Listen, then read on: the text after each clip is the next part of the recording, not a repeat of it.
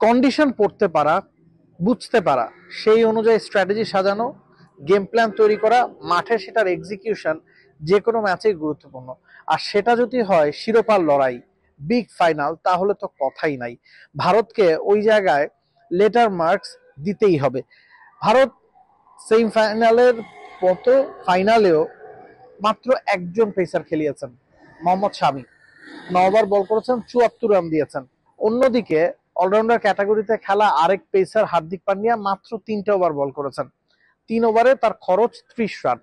সব মিলিয়ে 12 ওভার পেসারদের দিয়ে বল করিয়েছেন ক্যাপ্টেন রোহিত শর্মা। ওই 12 ওভারে নিউজিল্যান্ড তুলেছে 104 রান।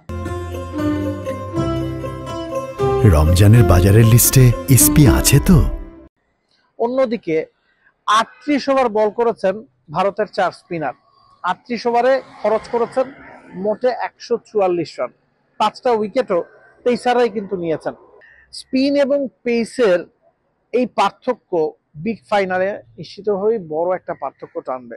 ভারতের স্পিনারদের মধ্যে কুলদীপ যাদব, বরুণ চক্রবর্তী, 2 মিস্ট্রি স্পিনার, দুজনই পুরো 10 ওভার বল করেছেন। একজন 40 রান দিয়েছেন, একজন 45 রান দিয়েছেন। দুজনই 2টা করে উইকেট নিয়েছেন। রবীন্দ্র জাদেজা 10 ওভার বল করেছেন, 30 রান দিয়েছেন, একটা উইকেট পেয়েছেন। এবং জাদেজার রোলটাও খুব ক্রুশাল ছিল। তিনি 90 সেকেন্ডের মধ্যে প্রতিটা ওভার কমপ্লিট করছিলেন, যেটা ব্যাটসম্যানদের উপর আরো চাপ তৈরি করছিল। তারা বোঝার আগেই ওভারগুলো কিন্তু শেষ হয়ে যাচ্ছিল। আকসার প্যাটেল 8 ওভার বল করেছেন, 29 রান দিয়েছেন। সব মিলিয়ে 38 ওভার ভারত স্পিনারদের দিয়ে অপারেট করিয়েছে, সেখানে মাত্র 144 রান তাদের খরচ হয়েছে। এবং শেষ দিকে স্লগ ওভারে গিয়ে নিউজিল্যান্ড টার্গেট করেছিল যে পেসাররা যখন বোলিং এ আসবেন, শামি, হার্দিক পান্ডিয়া, স্লগ ওভারে তো আপনার পেসারদের দিয়ে অপারেট করাতেই হবে, সেই সময় তারা এক্সেলারেট করার চেষ্টা করবে এবং সেটা তারা করেছে। শেষ 5 ওভারে প্রায় 50 রান নিউজিল্যান্ড তুলেছে এবং সেটাই তাদেরকে ম্যাচে রেখেছে।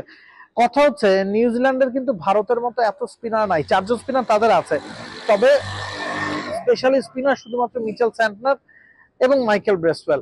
রাচিন রবীন্দ্রা বা গ্লেন ফিলিপসকে আপনাকে পার্ট টাইমার হিসেবে কাউন্ট করতে হবে।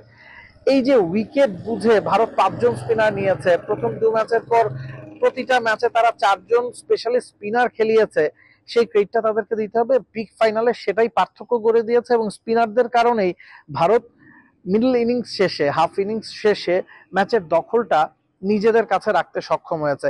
পেসাররা যেখানে দেদারসে রান বিলিয়েছে, স্পিনাররা সেখানে কন্ট্রোলটা ভারতের কাছে রেখেছে। এখন নিউজিল্যান্ড 3 জন পেসার নিয়ে খেলছে, স্পেশালিস্ট পেসার কাইল জেমিসন, নাথান স্মিথ এবং উইলিয়াম ওরুর।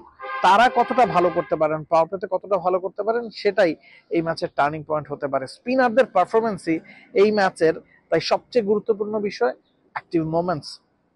নাবিল কায়সার, T-Sports.